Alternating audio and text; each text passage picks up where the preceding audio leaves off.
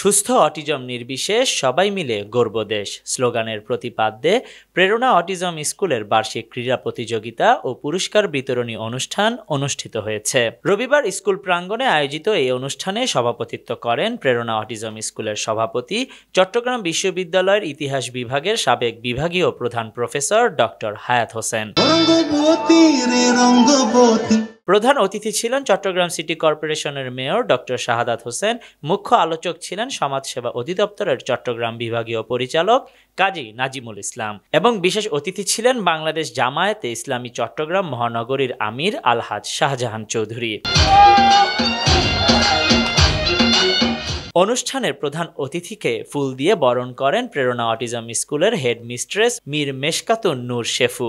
আলোচনা শেষে অতিথিবৃন্দ ক্রীড়া প্রতিযোগিতায় অংশগ্রহণকারী ছাত্রছাত্রীদের মাঝে পুরস্কার বিতরণ করেন।